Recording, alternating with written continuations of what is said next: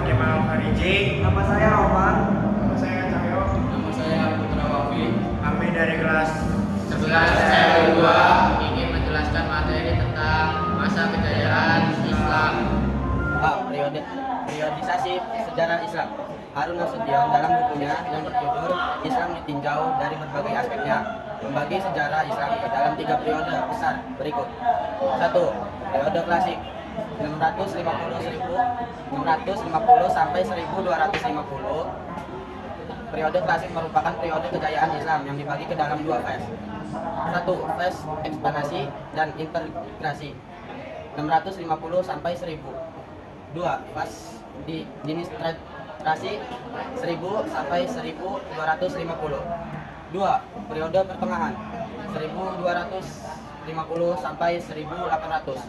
Periode pertengahan merupakan periode kemunduran Islam yang dibagi ke dalam 2 fase.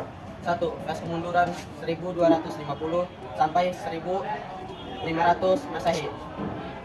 Dan fase munculnya ketiga kerajaan besar 1500 sampai 1800 yang dimulai dengan zaman kemajuan 1500 sampai 1700 Masehi dan zaman kemunduran 1700 sampai 1800. 3. Periode modern 1800 sampai seterusnya. Periode modern merupakan periode kebangkitan umat Islam yang dimulai dengan munculnya ada para pengharu Islam. B. Masa kejayaan Islam. Masa kejayaan Islam terjadi pada sekitar tahun 650 sampai dengan 1250 Masehi. Periode ini disebut periode klasik. Pada kurun waktu itu terdapat 2 kerajinan besar, yaitu Kerajinan Umayyah atau sering disebut Daulah Umayyah dan Kerajaan Abbasiyah yang sering disebut Daulah Abbasiyah.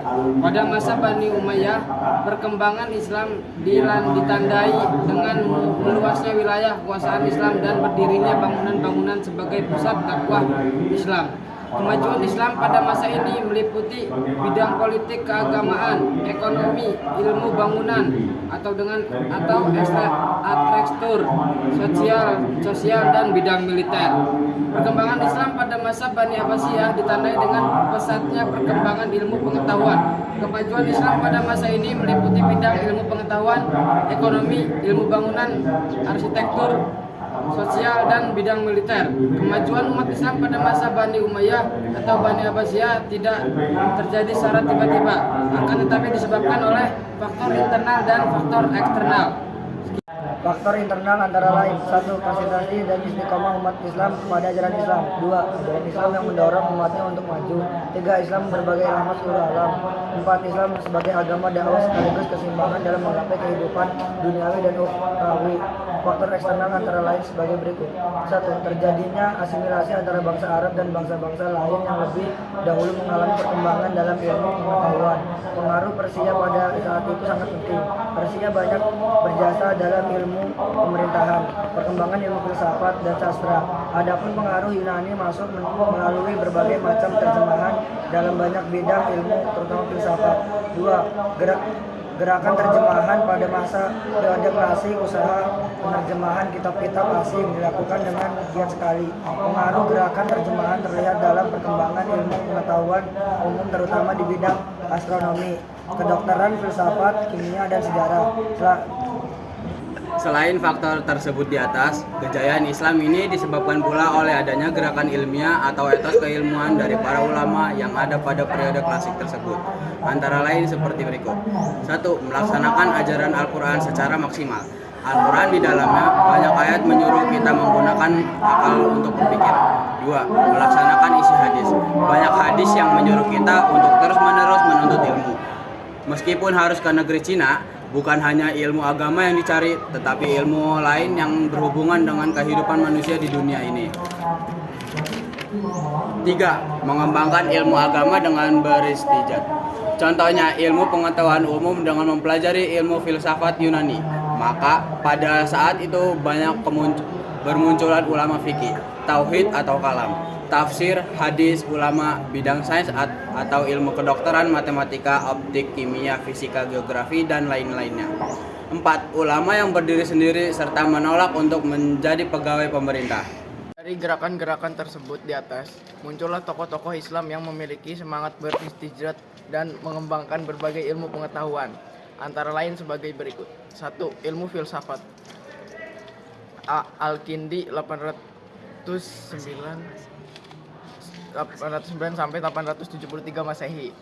Kedua, Al-Farabi wafat tahun 916 Masehi.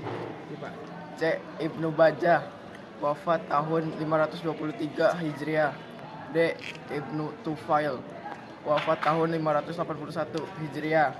E. Ibnu Sina 980 sampai 1037 Masehi. F. Al-Ghazali dari 1085 sampai 1101 Masehi. G. Ibnu Rusyid 1126 sampai 1198 Masehi. 2. Bidang kedokteran. A. Jabir bin Hayyan wafat 778 Masehi. B. Hurain bin Ishaq 810 sampai 878 Masehi. C. Sabib bin Qurra 836 sampai 901 Masehi. D. Ar-Razi atau Razis 809 sampai 873 Masehi. Bidang matematika. A. Umar Al-Farukhan. B. Al-Khawarizmi. 4. Bidang astronomi. A. Al-Farizi pencipta astrolabe. B. Al-Gantani atau Al-Betagius. C. Abu Wafa menemukan jalan ketiga dari bulan. 5. Bidang seni ukir. Badr dan Tarif 1961 sampai 1706 Masehi. 6. Ilmu tafsir. A. Ibnu Jarir At-Tabar. B. Ibnu Ataiyah Al-Andalusi wafat 147 Hijriah. C. As-Suda Muqatil bin Sulaiman wafat 150 Hijriah.